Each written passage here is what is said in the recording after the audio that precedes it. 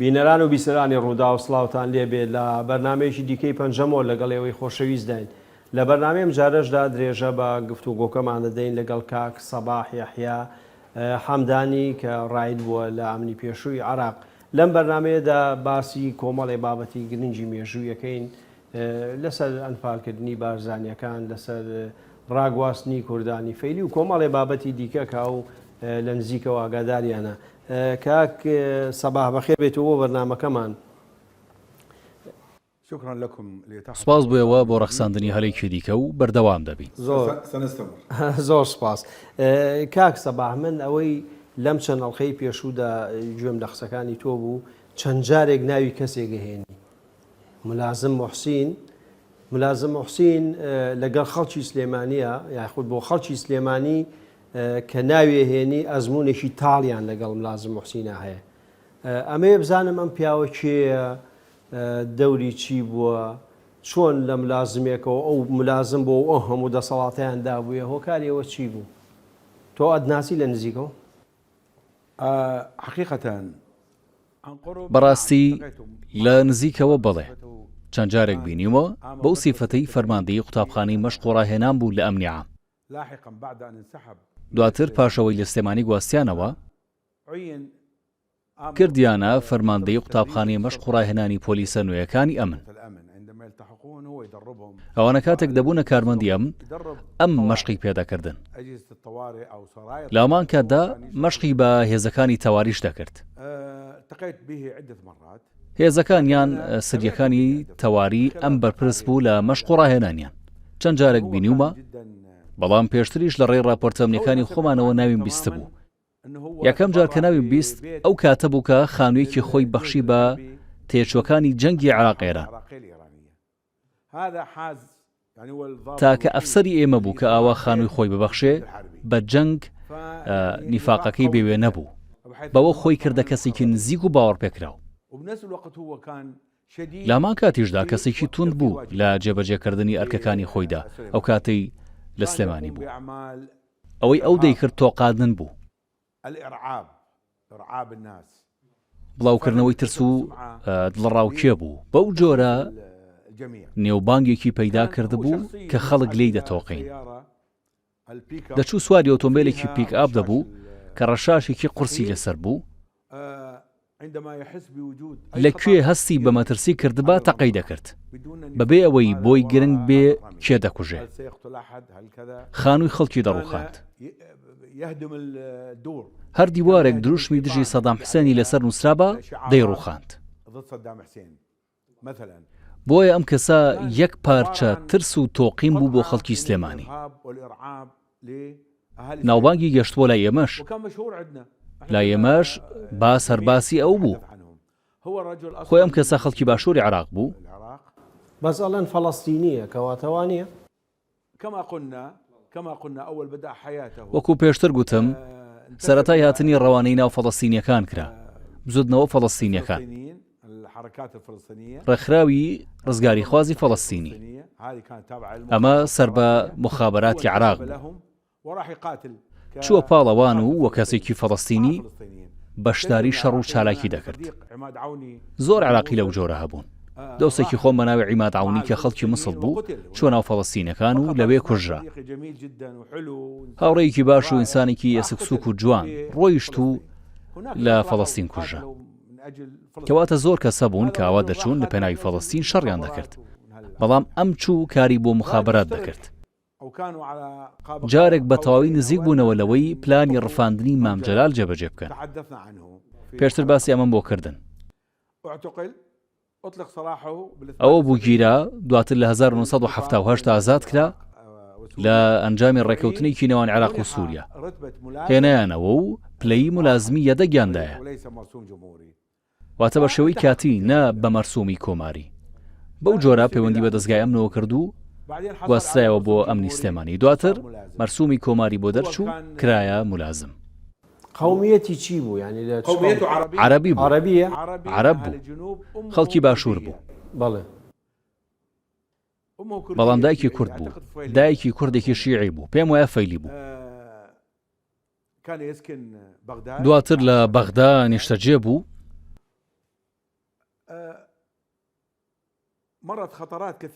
لە ژیانی خۆیدا بە مەترسی زۆردا تێپەڕی بوو. لە بواری کارەکەی خۆشیدا زۆر ناسرا.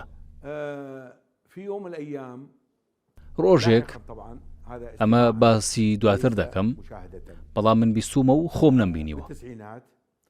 لە نەوەتەکان نمایشێکی سەربازی بە ئەمنەکانی جەماعەتی تەواری کرد. بەهۆی ئەوەوە توانی سەرنجی قوسەی بۆ خۆی ڕابکێشێ.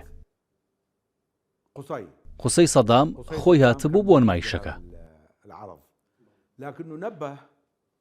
بەڵام هۆشداریدا بۆ بەڕێوبەری ئەمن کە ئەو کاتە سەبعاوی بوو، ئاگاداری کردبووەوە، گوتبووی ئەو کەسە کوێ و خەڵکی کوێیە، واتە مەبەستیەوە بۆ ئاخۆ تکریتیە و لە جەماعەتی خۆمانە. گوتبووی نەخێر ئەمە ئاوایە و ئاوایە. ئەویش گوتبووی وریای بن، ئێمە ڕێ بە هیچ کەسێک نادەین نمایشی ئەوە جوام بکات بەم توانە و ئازایەتیەوە. جا هەر بەڕاستیش لە بواری سەربازیدا توانا و شارەزایی زۆری هەبوو. بۆیە بە جۆرێک لە جۆرەکان گوتبووی چارەسەرێکی بکەن. پاش ماوەیەک جا ئەمحسینە ژنیشی نەهێنا بوو. بەگشتی وا باسەکرا کە هاوڕەگەزخوازە. ئەوە بوو پلانێکیان بۆ دانا و بارحاڵ تۆمەتباریان کرد بەوەی پەیوەندی هاوڕەگەزخوازی لەگەڵ کەسێکەیە و لەسەرەوەش لە دەستگایە من دەرکرا. واتە بە تەواوی وێرانیان کرد. ئەوە دوایین شت بوو لەبارەی موحسین کە بیستم. دواتر لە پاش ساڵی 2003 هەڵات. وەکو بیستم چووە بۆ یەمەن. ئایا لەوێ بەشداری شەڕوشتی کردووە یان نەیکردووە؟ خۆی کابرایەکی سەڵت و بێژن و منداڵ بوو. هیچ پەیوەندێکی بە ژیانی گشتیەوە نەبوو. ئەوەی تۆ بزانی لە ژیانە ئێستا؟ خوا دەزانێ. ڕاستی دەڵێن هێشتا ماوە. چێواڵێ؟ بەڵێ. لە بەرنامەیەکدا لە یەکێ لە برایانی کوردم بیست، دەیگوت پەیوەندی پێوە کردووم. ڕاستەکاتیان ناڵێ ئێمە لە بەرنامەی پەنجەمۆرە لەگەڵ کاکدارەی حاجی برایم، یعنی ئەو دوای بەرنامەکە قسەیشی لەگەڵا کرد لە یەکێ لە وڵاتەکانی ئەوروپایە پێم وا بێژی. تۆ هیچ پەیوەندیەکە لەگەڵی نییە؟ نا پرزانم لەکوێیە پەیوەندی پێوە ناکەم. کەسێکە چەند لی دووربی باشترە، چونکە کەسێکی خراپە و بە خراپی ناسرا بوو. شەرەفمەند نابم چاوم بە چاوی بکەوێ و نامەوێت گوێم لە دەنگی بێ. بەڵام ئێستا لەکوێیە بەڕاستی نازانم. لەوانەیە داوای مافی پەنابەری کردبێ. خۆت دەزانی دەوڵەتانی ئەوروپا مافی پەنابەری دەدەنە هەموو کەسێک، تەنیا ئەوەندەی بیسەلمێنێ کە لە شوێنێک لە شوێنەکان ژیانی لە مەترسیدایە. باش ئەوانەی کە وەکو ملازم موحسینن بە ئاسانی توانن ئیقامە وەرگرن لە وڵاتە ئەوروپیەکان؟ خەڵکی لەو بابەتە هەیە؟ بەڵێ دەبێ زۆر هەبن، بەڵام بە دیاریکراوی ناوی کەس نازانم. خۆی بەگشتی زۆرینەی ئەفسەرەکان نەگەیشتوونەتە ئەوروپا، واتە زۆرینەی ئەوانەی لە تاوان و کاری خراپەوە گلاون نهاتوون بۆ ئەوروپا. ئەوش لە ترسا ڕەنگە ئێستا لە کوردستان بیان بینی، لە تورکیا بیان بینی، لە ئوردن و یەمەن. من تەنیا گلەی لەو برایانە دەکەم کە ئێستا دیارە دڵخۆشم کە لە سایە کوردستاندا دەژین، بەڵام هیچ دڵخۆش نیم کە دەبینم هێشتا دڵیان لای ڕژێمی پێشووە، سەرڕای بەڵاکانی، سەرڕای تاوانەکانی و سەرڕای ئەو بارودۆخەی کە ئێمەی پێگەیاند. هێشتا بە دوای سەدام حسێندا ڕادەکەن. ئێلانی کەم وەکو ڕێزێک بۆ ئەو خەڵکەی کە ڕۆژێک لە ڕۆژان پشتت تێکردوون و دژایەتیت کردوون و ئێستا شاتووی لە پەنایاندا دەژیت، وەرە سەر تەلەڤیزیۆن و وەکو من چۆن ئێستا قسە دەکەم، خەڵکانی دیکەش هەن وەکو من قسە دەکەن، وەرە ڕاستیەکان بڵێ با ئەو خەڵکە ڕاستیەکان بزانن. یعنی خەڵکی لەو بابەتە هەن کە ئێستا لە کوردستان و پشتیوانی لە حیزبی بەعسەکەن؟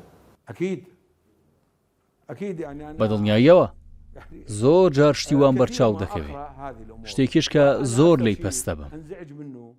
ئەتوانی ناومان بیتێ ناوی خەڵک بدەی لەوانە؟ کەس هەیە لەوانەیە کە تۆ بیناسی یان ناوەکانیان بزانی کە لە کوردستانە ژین و مەسەلەن دەستیان لە تاوانەکانی زەمانی حیزبی بەعسە هەبوو، وەکو خۆ دەڵێ ناژێن لەسەر تەلەڤیزیۆن ڕاستیەکان بڵێن؟ والله اعتقد انتم تعرفوهم احسن مني. پێم وایە خۆتان لە من باشتر دەیاناسن، هیچ گومانم لەوە نییە. دەستگای یاساییشەیە و هەواڵگری هەیە و بێگومان زانیاریان لایە.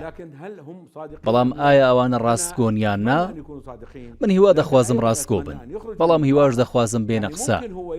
ئەمانە ڕەنگە هەموو قسەیەک بۆ دەستگایەکی ئەمنی بکەن لە کوردستان، بەڵام ئەوەندە بەس نییە. ئەو ڕژێمە دەبێ بە تەواوی بۆ خەڵک ڕوت بکرێتەوە، دەبێ ماف بدرێتە کورد کە دەستی داوەتە چەک، دەبێ بڵێن ئەمانە مافی خۆیان بووە کە دەستیان داوەتە چەک، نەک بچین بڵێن کوردەکان ئەفسەری ئێمەیان کوشتووە. من یەکێکم لە ئەفسەرانەی هەڵاتم بۆ سلێمانی و برایەکی کورد ژیانی ڕزگار کردم. باسی واکەین، بەڵام پێ دوایە حکوومەتی کوردستان کەم تەرخەمی کردووە لەوەی کە هیچ نەبێ چاو لەوانە پۆشێ لێکۆڵینەوەی لەگەڵ نەکردوون و ئێستا بە ئاشکراش لەوێژین. یعنی حەقی ئەوە هەبوو کە لێکۆڵینەوەیان لەگەڵ بکرێت و ینی ئەوانەی ئەو تاوانانەی کە کردویانە هیچ نەبێت تۆمار بکرێت. من خۆشحاڵم کە بەر لێ پێچینەوە نەکەوتون، بەڵام هاوکاتیش دڵتەنگم کە ڕاستیەکان ناڵێن. دەبێ قسە بکەن و وەکو من دروشم بەرز بکەنەوە، وەکو من قسە بکەن. ئایا ئەوەیان کردووە؟ بێگومان نیان کردووە، چونکە نەبینیوە. تا ئێستا شتی وام نەبینیوە. بەڵێ ناو دەزانم، بەڵام ناوێرم و ناشمەوێ بچمە ناو ئەو بزرگەیە، نامێ ناوی کەس بە دیاریکراوی بڵێم. بەڵام حکومەتی کوردستان کارێکی باشی کرد کە هەموویانی بەخشی. لەگەڵەوەشتا دەبوو ڕاستیەکانیان پێ بدرکێنێ، بە زەبری هێزنا، بە ئەخلاق، بە شێوەیەکی مرۆڤانە. چونکە بەسە تۆ ڕۆژێ لە ڕۆژان تەنانەت بەشداریت لە کوشتنیاندا کردووە. باشە ئێستا وەرە حەز دەکەم ڕاستیەکانت لێو ببیستم.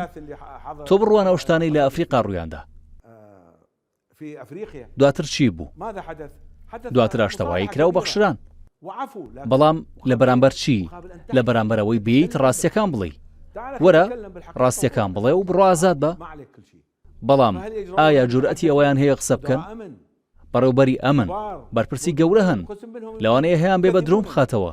ڕەنگە بە شێوەیەک لە شێوەکان دژایەتی بکەن، یان زانیاری لەبارەم کۆ بکەنەوە بە هەر ڕێگەیەک، تەنانەت کارگەیشتەوەی تۆمەت بۆ ناموسم دروست بکەن. ئەمە هەر بۆ ئەوەی بێدەنگ بم، بەڵام بێدەنگ نەبوو.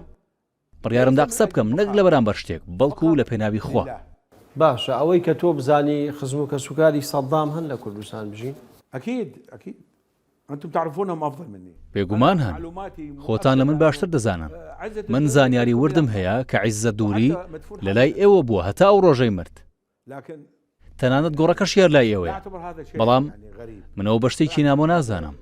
شتێکی باشە، بەڵام ئەو قسانەی هیوام دەخواست پیان بیستم ئەوە بوو کە خەڵکی لەم جۆرە خۆیان لە کاروکردەوەی سەدام بێبەری بکەن. هەر کاتی ئەوەیان کرد دەڵێم ئیدی کاتی لێبوردن و بەخشینیان هاتووە.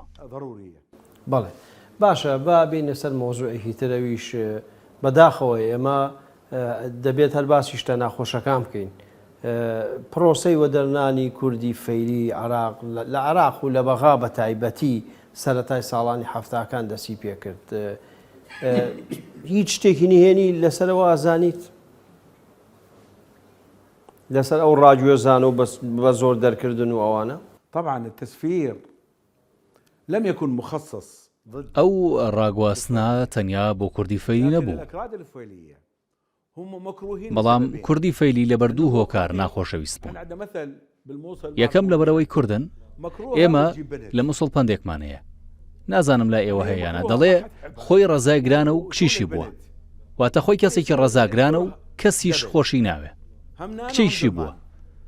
لەبەرەوە ڕقەکە بەرامبەری دەبێتە دوو هێندە، ئەوانیش هەم شیعین و هەم کورد، بۆیە بربژێر یەکەم دەبن بۆ ڕاگواستن کاتێک نێتی تەسفیر هەبوو. هەر لەبەرەوەش کوردی فەیلی لەو پرۆسەی ڕاگواستنەدا تایبەتمەندییان وەرگرت. دیارە ڕاگواستنەکەیان لەسەر ئەو نەمایە بوو کە ئەوانە ئێرانین. هۆکار یەکەم ئەمە بوو، بۆیە بەرەو ڕاگواستنە کەوتن. بەڵام مەترسیەکە لەکوێدا بوو؟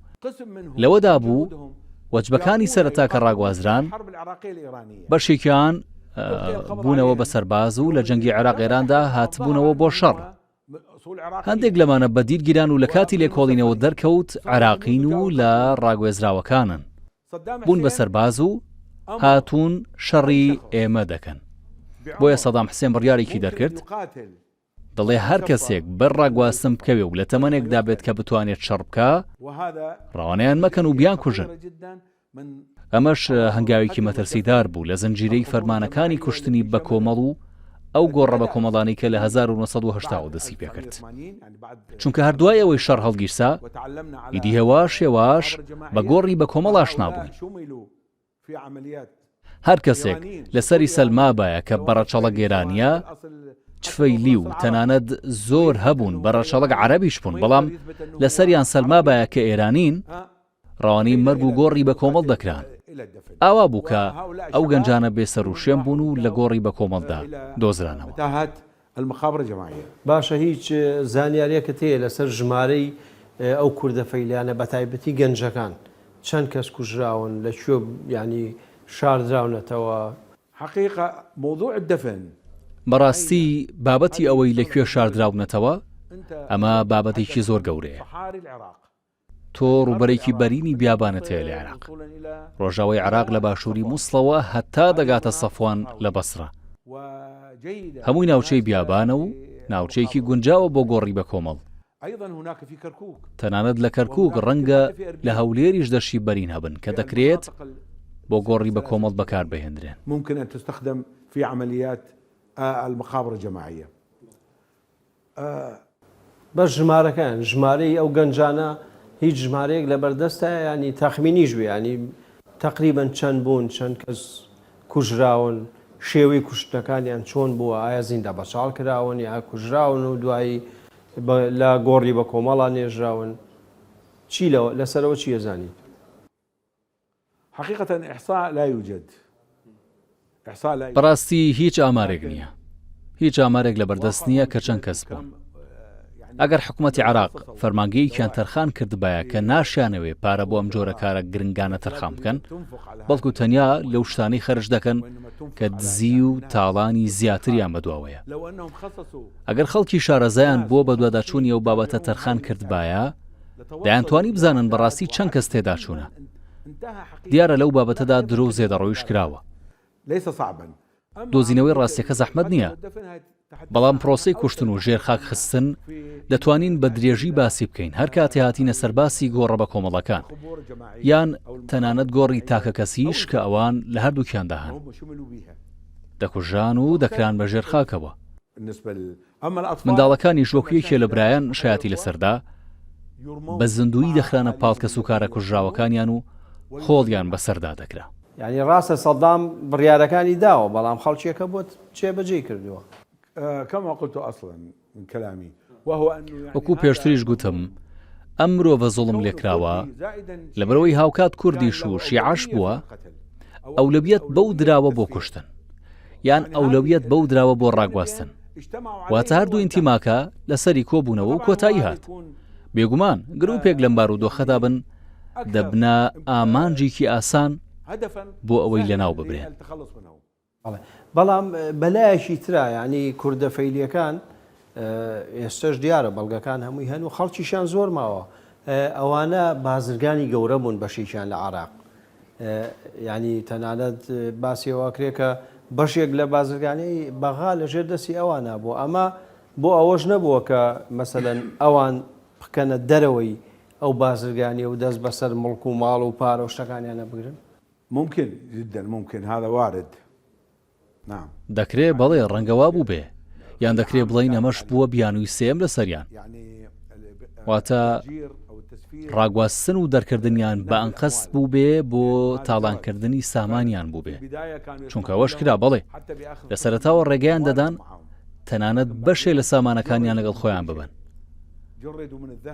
بەڵام ئەوانەی دواتر لە هەموو شتێک دامەڵدران لە زێڕ و لەو پارەی کە هەیان بوو بۆیە ئامانجەکە بۆ دەستگرتن بەسەر سامانەکانیان. بەو جۆرە چەندە سامانەکەی گەورەتر بایە کە خۆیشی دوو تۆمەتی لەسەرا واتە کوردی شەو شیعەشە ئەوەندە زیاتر دەکەوتە ناو چوارچێوەی ڕاگواستن و دەرکردن. بەڵێ باسی کۆمەڵکوژیەکی تر بکەین ئەویش کۆمەڵکوژی بارزانیەکان بوو. ساڵی 1970 وەکو خۆ دەزانی بارزان تکنیتی کە ئەو بەڕێوەبەری گشتی ئەمنی عێراق بوو دەستیان کرد بە کۆمەڵکوژی بارزانیەکان بە تایبەتی لە مانتیقەی قوشتەپە و دوای ئەوەی کە گوندەکانیان وێرانکردن و هێنانیان بۆ کۆمەڵگاکانی کە بە زۆر دروست کرابوون. لەسەرەوە چیت هەیە بڵێ؟ زانیاریم هەیە و بەڵگەنامەشم لەبەردەستە ئەگەر بکرێ هەندێکیان دەخوێنمەوە بۆ ئەوەی ئێوەش بڵاو بەڵگانەی شوێن ینی چ بەڵگەیەکن کاتەوەی بیخوێنیتەوە؟ ئەمانە هەندێ بەڵگەن لە دوای ڕوخانی ڕژێم لە 2003 دۆزراونەتەوە.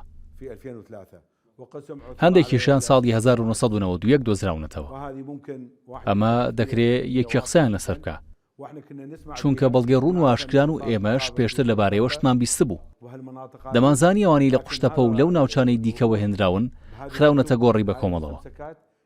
بەڵام بەم ڕوونیە و بە بەڵگە و نووسرا و ئێستا حقیقەتی ڕووداوەکەمان بۆ دەردەکەوێت کە چی بەسەر بارزانیەکان هێنراوە و ژمارەیان چەند بووە بە گوێرەی بەڵگە و دۆکیۆمنتەکانی حکوومەتی خۆی. جاگەر حەز بکەن بۆتان دەخوێن بەڵگەیەکی مەلموس و باوەڕ پێکراوە بۆ نا.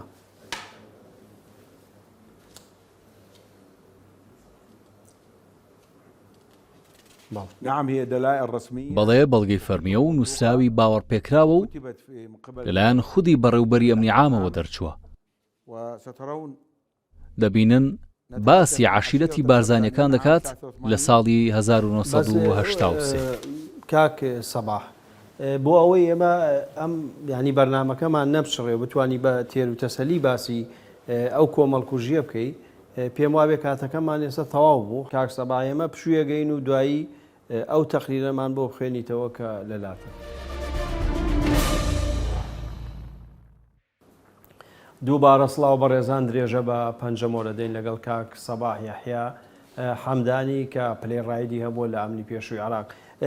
کاک سەباح دەربارەی کۆمەڵکوژی بارزانیەکان قسەمان کرد کەمێک بەڵام تۆ ئەدویست بە بەڵگەوە بیسەلمێنی و هەندێک زانیاری دیکەمان بدەیتی لەسەرەوە دەدویست چیمان پێ بڵێ؟ بەڵێ برای ئازیز وەکو دەزانین چیرۆکی گۆڕە بە کۆمەڵەکان خۆی ئەم بیرۆکەیە لای سەدام حسێن گەڵاڵە بوو. پاشان دکتۆر فازل بەڕاکی لێگادار کرا و ئیدی لەوێ و پرۆسەی کوشتن و شاردنەوەی خەڵک لەناو گۆڕی بە کۆمەڵ دەستی پێکرد. لە چوارچەوەی ئەم بڕیار و ڕێنمایانەدا چی بەسەر بارزانیەکان هات چۆن مامەڵەیان لەگەڵ کرا. خۆی لە نەژەف و لە پارێزگاکانی باشوورەوە لە دژی حیزبی داوە ئەوانە دەستی پێکرد کە تۆمەتبار بوون بە دژایەتیکردنی حیزب و شۆڕش. پاشان گوازرایەوە بۆ ناوچەکانی کوردستان و بە دیاریکراوی بۆ بارزانیەکان. ئێمە لەو کاتەدا لە ڕێی راپۆرتی مانگانەوە دەنگ و باسی گرتنی بارزانیەکانمان دەبیست. باسیەوە دەکرا کە ئەم بارزانیانە پشت تا و پشت خیانەتکارن و دەبێت لەناو ببرێن. واتە باب و باپیرانیان هەر خیانەتکار بوونە بۆیە دەبێت لە کۆڵ بکرێنەوە. جابووی لەو کاتەدا دەمان بیست کە لەو چوارچێوەیەدا ژمارەیەکی زۆریان لێگرتوون. لەو کاتەدا ژمارە و شە دیار نەبوو بەڵام ساڵانێک دواتر کە پارێزگاکان کەوتنە دەست خەڵک جا چ لە 1992 بوو بەیان لە 2003 ڕاستیگەلێکی زۆر بە دیارکەوتن و لە ڕێی تۆڕی ئینتەرنێتەوە بڵاو کرانە. بەشێکی ئەوانش بەڵگەنامەی ڕاستەقینە بوون. ئێمە هەمیشە کاتێک ئەم بەڵگانەمان بەراورد دەکرد کە لەگەڵ ئەو ڕووداوانەی لە دەستگای ئەم لەگەڵیان ژیاوین دەزانین سەرچاوی ئەم بەڵگانە دروستە نیاننا. ئەم بەڵگەنامانە ڕاستەقینە نیاننا. ئێستا لەم سەرچاوانە هەندێک شتان بۆ دەخوێنمەوە دەربارەی ژمارە ئەو بارزانیانەی تێدا چوون چۆن کوژران لێکوێ کوژران ئەمە هەمووی بە وردەکاریەوە بەپێی بەڵگەکانی خودی بەڕێوبەری ئەمنی عام و نووسراوەکانی ئەو ئێوەش بە دڵنیاییەوە لەم بەرنامەیەدا پیشانی خەڵکی بدەن.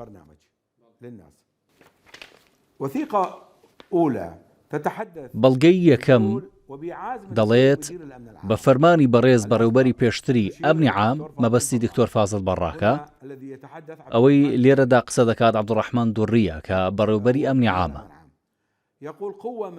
دەڵێ هێزێک لە کارمەندانی بارگای بەڕێوبەرایەتی ئەمنی عام لەگەڵ بەڕێوەبەرایەتی ئەمنی بەغدا ئەرکی وەرگرتنی گیراوەکانیان لە ئەستۆ گرت، واتە لێرەدا وەریان گرتوون لەو کۆمەڵگانەی لای سەرەوە. هەروەها ئەوانەی وەک ئەوان و لە زیندانی ئەبو غرێب ڕاگیراون. کۆی گشتی ئەوانەی ئەم هێزە وەریگرتوون 2225 کەسن. دوای وەرگرتنی بارزانیەکان ئەم هێزە دەستی بە گواستنەوەیان کرد. ئەم نووسراوە ئارەسەی سەرۆکایەتی کۆمار کراوە، چونکە بەڕێوبەری ئەمنی عام ڕاستەوخۆ بە سەرۆکایەتی کۆمارەوە بەستراوە بۆ ناوچەی بوسیا لە پارێزگای موسەنا بۆ ئەوەی گول لە باران بکرێن. ئەمە بەڕێوبەری ئەمنی عام خۆی باسی دەکات. لەلایەن تیمێکەوە حکمی گەلیان لەسەر جێبەجێکرا. بحق المذكورين شغلة لا ليس عليها أي علامة استفهام. ئەمە بەڵگەیەکە هیچ نیشانەی پرسیارێکی لەسەر نییە. چەند مانگێک دوای بێسەر و شوێنبوونی ئەو کۆمەڵە خەڵکە، سەدام حسێن لە دیدارێکدا لەگەڵ کۆمەڵێک لە کوردە بەعسیەکان گوتی پێدەچێ کوڕەکانی مستەفا بارزانی بە تەواوی لە ناو خیانەت ڕۆچوو بن، تاو ئاستەی کە ناتوانن پاشگەز ببنەوە، واتە مەبەستی ئەوە بوو لە خیانەت پاشگەز نابنەوە. ئەم خیانەتەشیان بۆ بازنەیەکی بەرینتری بنەماڵەکەیان گواستوتەوە، واتە لە بنەماڵەی بارزانی، تا ئەو تاوانەیان جێبەجێ کرد کە بوونەوە هاریکاری سوپای فارسەکان و بوونە چاوساغیان بۆ داگیرکردنی خاکی عێراق. گورتی دەکەمەوە چونکە خۆتان دەزانن ئەم قسانە بۆ ڕازیکردنی خەڵکی دیکە بوو کە ئەمانە بەکرێی گیراو بوونە. نامە و نووسراوی زۆر لە نێوخۆیاندا ئاڵوگۆڕ کراون. ئەم بەڵگانە کۆپی نووسراوەکانی ئەمنی عامن کە بەردەستن و باسی ئەو بابەتە دەکەن. ستعرضونها لأنه 4-5 وثائق. بێگومان پێشانی دەدەن 4-5 بەڵگەنامەن کە عەبدوڕەحمان دوڕی مخاتەبەی سەرۆکایەتی کۆمار دەکا و بۆمان ڕوون دەکاتەوە کە چۆن هێزە ئەمنیەکان ئەوانەی لە ئەمنی عامەوە هاتوون کۆمەڵگەی نیشتەجێبوونی بارزانیەکانیان گەمارۆدا و چۆن مامەڵەیان لەگەڵ ئەو کەسانە کردووە کە تەمەنیان لە نێوان 18 بۆ 45 ساڵدا بووە، چۆن ڕایان گرتوون، چۆن ڕەوانەی بەردەم دادگایان کردوون، تەنانەت بڕیارەکانی مەجلیسی قیادەی سەورە لەبەردەستن دەبارەی لە سێدارەدانیان و هەمووشیان کەناوەکانیان دەخوێنیتەوە، چونکە هەیە و پشتیوان بەخوا کۆپیەکتان دەدەمێ هەمووی فلان فلان فلان بارزانی فلان فلان فلان بارزانی سەرجەمیان بارزانی بوونە. كلهم برزانين قاطبة. باشە هەر لەو دیدارە تەلەڤیزۆنیایە بوو کە سەدام ئەڵێ ئێمەوانەمان کوشتووە، یعنی خۆشی ئاعترافەکە بەوە. بەڵگەنامەیەکی فەرمی هەیە دەتان دەمێ ئەوەی تێدا باسکراوە، دەڵێ باسی ئەوانە مەکەن چونکە ئەوانە ئێستا کێشەنین، ئەمڕۆ ئێمە دەمانەوێت باسی چارەسەر بکەین، واتە وازلاوانە بهێنەواتە ئەمە پلانێکی پێشوەختە بوو بۆ ئەوەی درێژە بن بە کوشتن و بە گۆڕی بە کۆمەڵی زیاتر، چکە بە ئاشکرا و ئەڵێ بەڵێ بیرۆکەی گۆڕی بە کۆمەڵ لای ئێمە لە ئەمن لەگەڵ سەرەتاکانی جەنگی عێراق ئێران پەیدا بوو.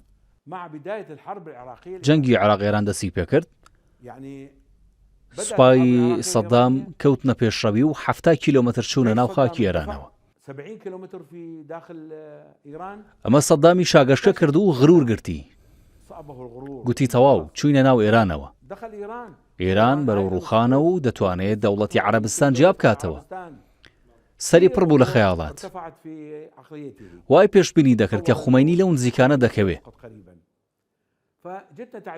لەو کاتەدا ڕێنمایی ئەمنیمان بۆ هات کە دەبێ ئەو پەڕی سوود لەم سەرکەوتنە وەرگرین. ئەم سەرکەوتنە مەزنەی سوپا و قادسیەی سەدام دەبێت دەستگامنیەکان واتە ئەمن و مخابەرات دەست بەگرتنی هەر کەسێک لەوانەی دەیان ناسن و دەزانن بیری دژی حیزب و شۆڕشیان لەسەردایە. ئەمە هەمیشە لە ئەمن چەندبارە دەکرایەوە، دوژمنی حیزب و شۆڕش، واتە نەیاری سەدام حسێن. حیزب و شۆڕش واتە سەدام حسێن. بۆیە دەستگامنیەکان دەبێ ئەم کەسانە بدۆزنەوە، ناوەکانیان بنێرن و شوێنەکانیان دیاری بکەن، ئینجا بیانگرن و لە گۆڕی بە کۆمەڵدا بێسەر و شوێنیان بکەن بێ ئەوەی پێویست بە دادگایی بکات. کەواتە ئەم بیرۆکەیە لەگەڵ سەرکەوتنەکانی سەدام لە مانگی یەکەمی جەنگەوە پەیدا بوو. پاشان لە ساڵی 1983 لە ڕێی کوشتنی بارزانیەکانەوە گەیشتە کوردستان. تێبینی بکە خۆی لە 1980 پەیدا بوو. سەرەتا لە نەجەف و پارێزیەکانی دیکەی باشوور جێبەجێکرا، واتە ئەو پارێزگایانەی حیزبی داوە و ئەوانی دیکە تێیدا چالاک بوو. کەواتە لە کوردستان بە بارزانیەکان دەستیان پێکرد یا بە فەیلیەکان. بەڵێ أنا لم أعطي خصوصية من لەمەدا تایبەتمەندیەکم نەدایە فەیلیەکان، چونکە ئەوان بەشێک بوون لەو خێزانانەی بەردەرکردن کەوتن. ئەمانە لەگەڵ ئەوانی دیکە ناوی پاشکۆی ئێرانیان لێنابوون، بەڵام کوردەکان 100% عراقین. فەیلیەکان لە بنەڕەتەوە ڕەگەزنامەی عراقیان نەبوو، بۆیە ئەوانم خستە پاڵەوانەی بەڕاگواستن کەوتن، واتە پێ بە پێ لەگەڵ بیرۆکە ئەمنیەکە دەڕۆین. بەڵێ بەس خۆی ئەوە شتێکی بێمعنایە کە ئینسان 400 ساڵ بێت لە وڵات لە شارێکا بژی یا نازانم زیاتر لە 20 ساڵ چەند ساڵ و بەس پێ بڵێ بێگانە و خەڵکی وڵاتێکی تروانە بۆ فەیلیەکان وایە، ینی معقولە تۆ 400 ساڵ لە بەغا بژیت و دوایی بڵێ وڵات و هەر ئێرانیت و ئەبێ شارەکە بەجێ بێڵی. بێگومان منیش 100% لەگەڵتم. من باسی ئەو عەقڵیەتە دەکەم کە لەو سەردەمەدا هەموو شتێکی لە ڕووی ئەمنیەوە لێک دەدایەوە. من بە 5 ساڵ ڕەگەزنامەی هۆڵەندیم وەرگرت وەکو هەر هۆڵەندێک لە هەموو مافێک بەهرەمەندم. 100% نەک 99%. 100% باشە بۆ ئەوان بە 5 ساڵ ڕەگەزنامە دەدەنە خەڵکو و هەرگیز دەرد ناکەن لەبەرەوەیە کە ئێمە مرۆڤایەتیمان تێدایە. کەواتە ئەگەر با ئەو پرسیارە بکەم پلانی کۆمەڵکوژی بارزانیەکان هەموو جارە من ئەڵێم سەدام حوسێن خۆی دەستی تێدا هەبوو ئەی بەرزان تکریتی بوو یاخۆ سەدام بوو یا هەردووشیان بوون، ینی پلانەکە لەلایەن کێوە داڕێژرا کێ بڕیارەکەیدا؟ تۆ هەموو شتێر بە سەدامەوە بەسیتەوە. القرار قرار صدام بڕیارەکە بڕیاری سەدام بوو. مەسەلەی بارزانیەکان پەیوەندی بە بارزانەوە نەبوو، دەتوانین بڵین فازڵ بەڕاک بوو.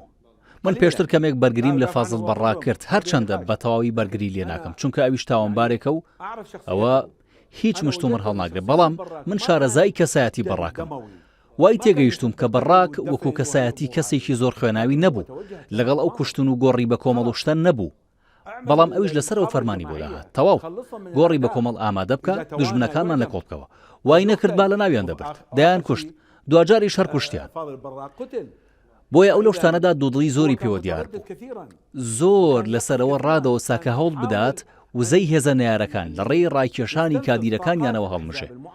ئەو لە ساڵانی سەرەتادا زۆرتر فۆکەسی لەسەرەوە بوواتە لە 77 78 79 80، بەڵام لە 80 بەدواوە هەموو شتێک گۆڕە. تێڕوانین و تێگەیشتنەکە گۆڕە. مەبەستم تێڕوانینی سەدامە کە پێی وابوو تەواو ئیدی سەرکەوت. ئیدی دەتوانێت هەموو نەیارەکانی لەناو ببا و وڵات پاک بکاتەوە. بەو جۆرە و دەستی پێکرد و فازڵ بەڕاکیش پێی خۆش بایە یان نا دەبوو جێبەجێ بکات. بۆیە بڕیاری بارزانیەکان لەلایەن سەدام حوسێن خۆیەوە دراوە، ئەوانەشی جێبەجێیان کرد فازڵ بەڕاک و دەستگای ئەمن بوون. هەڵبەتە هینیشە بوو، ینی پاسەوانەکانی کۆماریش بەشدار بوون لە گرتن و دەستگیرکردنی بارزانیەکانە. ئەوەش ڕەنگە بۆ خۆی بەڵگەیە بێ کە سەدام حوسێن بڕیارەکەی داوە. بەڵێ ئەوە مشتومڕ هەڵناگرێ. گاردی کۆماری هاوکار بووە، بەڵام ئەوان جێبەجێکار نەبوون، تەنیا ڕادەسی دەستگامنیەکانیان کردو. لایانی جێبەجێکار دەستگامنیەکان بوون، هەموو کردەوەکانی کوشتن و سڕینەوە، چونکە دواتر دەستگای ئەمن بۆ پسپۆڕی گۆڕی بە کۆمەڵ و سڕینەوەی نە. بەس شتێک هەیە کە لێرەدا جێگەی سەرسوڕمانە لە کۆمەڵکوژی بارزانیەکانە تەنیا نێرینەکانیان برد بە پێچەوانەوە لە ئەنفالە ژن و مەناڵ و پیر و گەنج هەمووی ئەنفال کرا. تێڕوانینی تۆ لەسەرەوە چییە؟ هۆیەکەی سادەیە. من پێشتر باسم کردووە بە وردەکاری زیاتر باسی دەکەمەوە. ئەوان خێزانەکانی ئێمەیان کوشتووە، ژنەکانی ئێمە و منداڵەکانی ئێمەیان کوشتووە، واتە ژن و منداڵەکانیان بکوژن. واتە تاوانبارێک دێت 100 کەس لە تۆ دەکوژێ، تۆ دەوڵەتی. چەکدارێک دێت 100 کەس لە تۆ دەکوژێ، 100 منداڵ و ژن. لە گوندێک لای ئاڵتون کۆپری و لە گوندێک لای کفری تۆ دەوڵەتی، تۆ هەموو جونگەکانی حکومڕانی لە دەستە، دەچی بڕیاری لەناوبردنی هەزاران ژن و منداڵ دەردەکەی. ئەمانە خۆ منداڵی خۆتن، ئەمانەژنی دەوڵەتەکەی تۆن. چۆن پەنا بۆ کارێک دەبەی لە تۆڵەی کاری لایەنێکدا کە تۆ بە تێک دەرناوی دەبەی؟ لەم دۆخەدا تۆ تاوانبارتر و خوێن ڕشتر و تێکدەرتری لەو تێکدەرە. تۆ خۆت خەڵک بۆ تێکدان هەان دەدەی. کێ ئەم هەموو تێکدەرەی لە عێراقدا دروست کرد؟ سەدام کاتێک ئێمەی لەو هەموو جەنگەوە ئاڵات.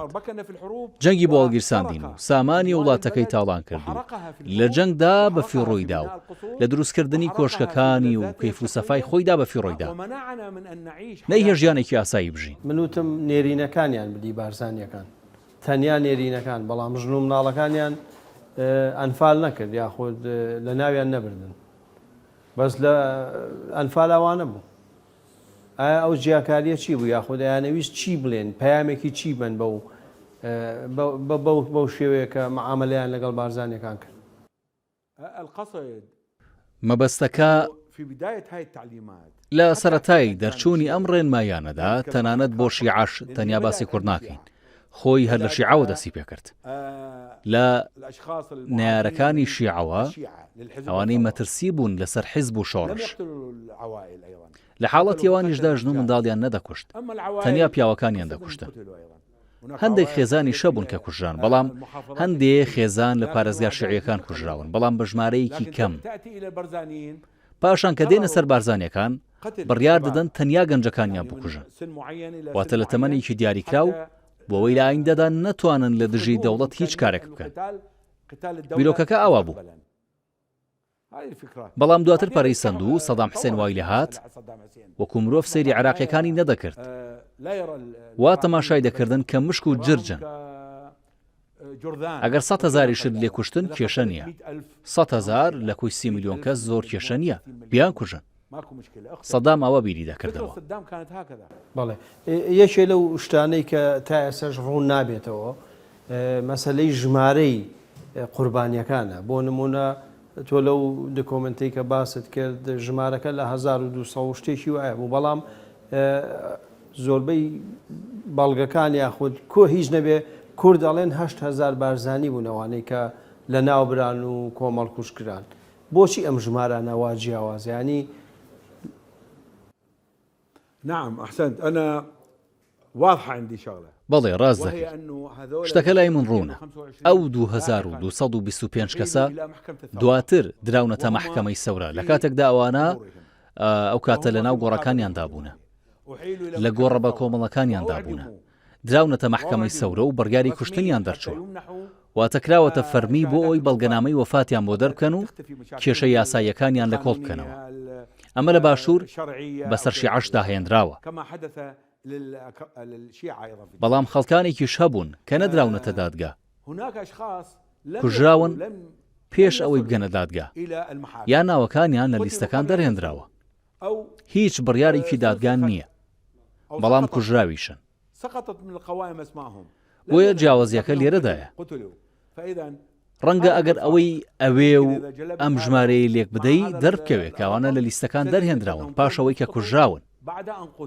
تەنانەت لە هەڵمەت ئەنفالیشدا لە ساڵی 1970 ڕەنگە هەزاران هەبن کە ناویان دیار نییە، بەڵام کوژراون و خراونەتە گۆڕی بە کۆمەڵی. بەڵێ باشە لە بەغا چەند کەسایەتێکی دیاری بارزانیەکان هەبوون، ئەوانە لە بەغا ژیان وەکو لوقمان بارزانی و سابیر بارزانی.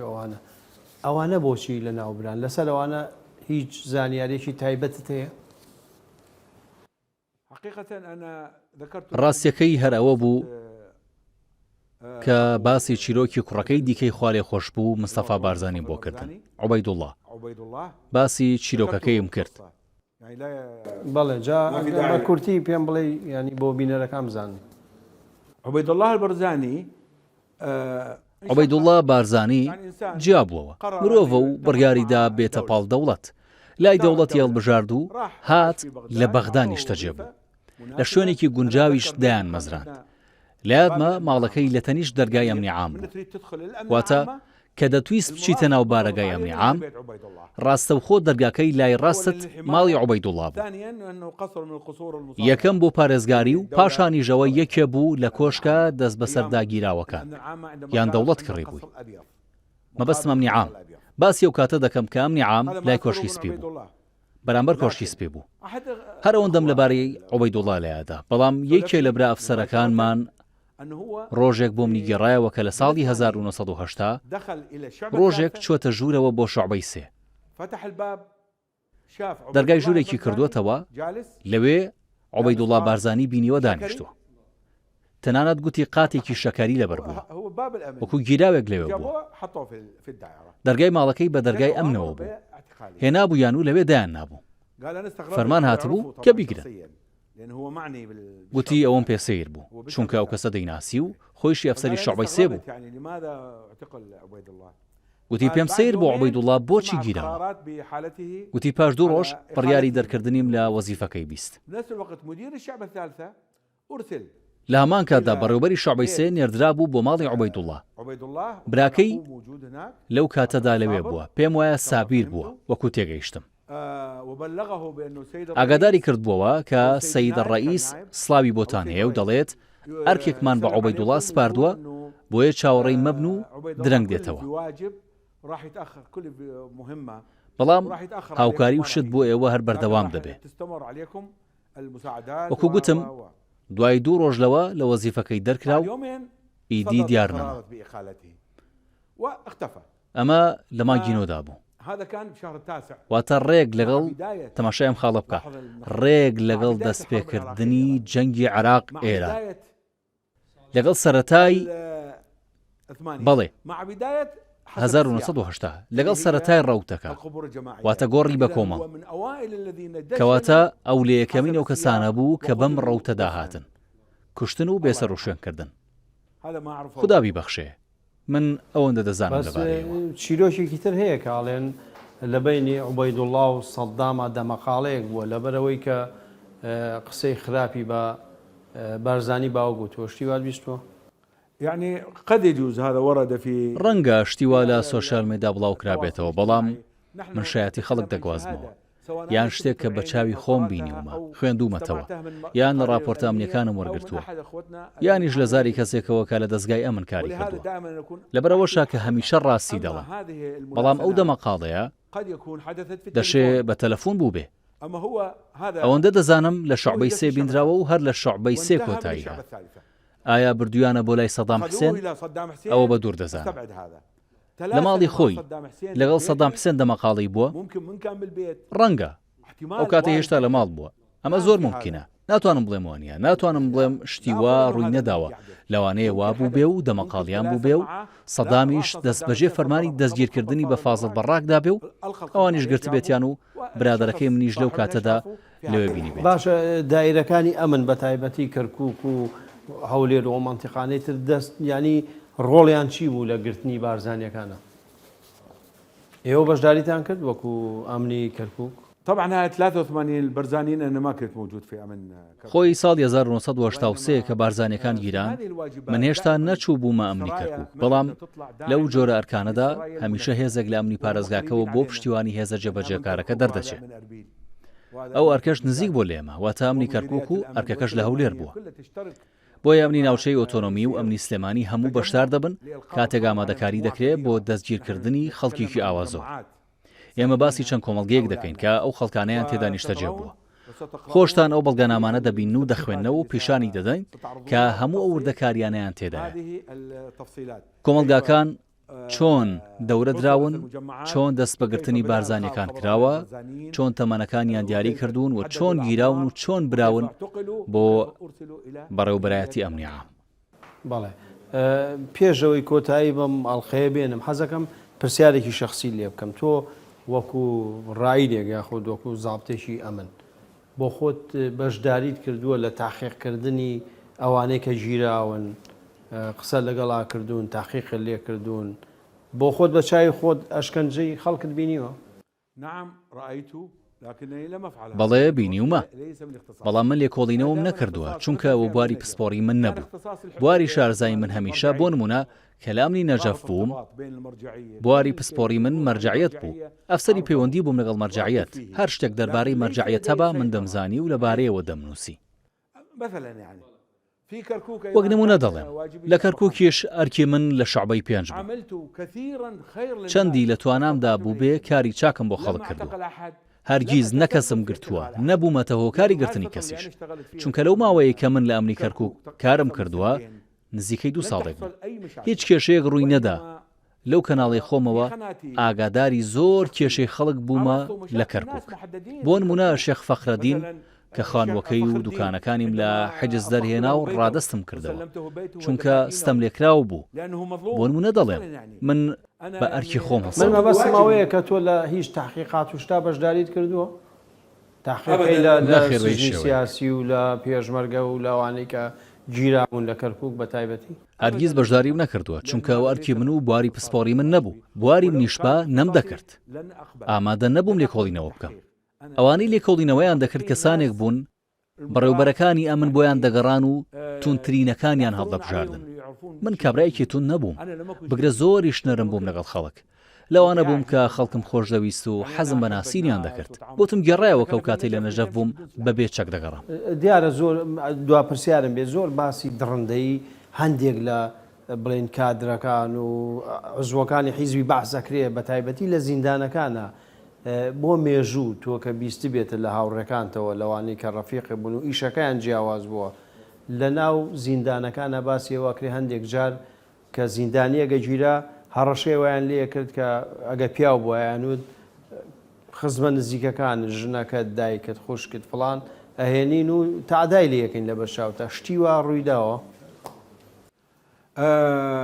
هذا ممنوع رسميا ممنوع ئەوە قەدەغە بوو بە فەرمی قەدەغە بوو بەڵام جارێک بیستمەوە کە لە ئەمنی نەجەف شتی وا کراوە من لەوانە بووم کە لە دژی وەستانەوە یەکێ لە ئەفسەرەکانمان بە ناوی نەقیب خزەیر جبوری هەڕەشەی لە گیراوێ کردبوو چوو بوو خێزانەکەی هێنابوو خوشکەکەی و ژنەکەی و لە ژوورێکی دیکە دای نابوون وای کردبوو کە گوێی لە دەنگیان بێ بەڵام بەڕاستی بڵێم بەڕێوبەریە من خۆیشی لە دژی وەستایەوە گوتی شتی وا قوبڵ ناکەم گوشاری خست بۆ سەری دەیگوت تۆ کە گوێت لە خوشکت بێ لە ژوورێکی دیکە و تۆش تۆمەتبار بی و پرسیارێکی تاوانت لێ بکرێ تەنانەت ئەگەر تۆش نەبووبی من نامەوێت تەواوی بکەم ناتوانم لەوە زیاتر بڵێم چونکە من خۆم ئەگەر کۆمە دۆخێکی وهاوە بچن خوشکم بهێنن دەستوەجە دەڵم ڕاوەستن تەواو ئەو تاوانە من کردومە وەرە بم بۆ بم کوژە بۆیە ئەم ڕەفتارانە بە فەرمی بەڵام بووە ینی لكنه قسم بەڵێ کراوە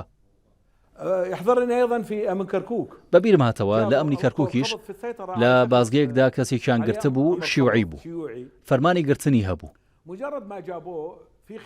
هەر ئەوەندەی هێنیان ئاوێ دوای 5 کاژێر گیانی دەرچوو باشە بۆ گوتیان لەژێر لێکۆڵینەوە ئەفسەری لێکۆڵینەوە لەو کاتەدا ڕائید حەمید و ڕائید سۆفیان بوون هەردووکیان تەکریتی بوون و ئەوان لێکۆڵینەوەیان لەگەڵ دەکرد ئەمانە بە هەردووکیان کەوتبوونە سەری دەک دەک دەک ئێ باشەکە کە تۆ لێکۆڵەری کاری تۆ ئەوەیە ڕاستی وەرگری بارحاڵ لە ژێر دەستیاندا مرد و تەرمەکەیاندایە شارەوانی بیشارێتەوە ئەمە یەکێ بوو لەو شتانی خۆم بینیم بەڵام ئەشکەنجە هەبووە و زۆریش بوو هەموو جۆرەکانی ئەشکەنجەی تەقلیدی هەبوو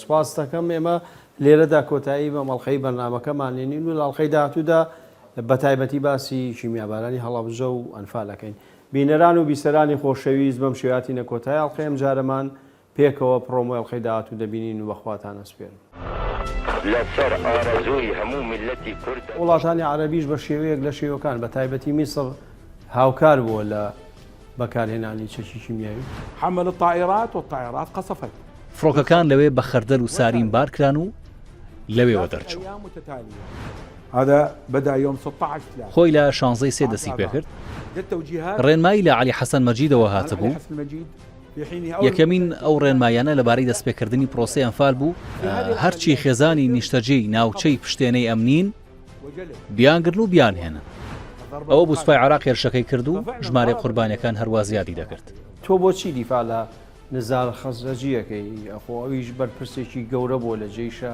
بێگومان سوپانەی دەزانیت چی بەسەرم خێزانانە دێ تەنانەت منیش نەم دەزانی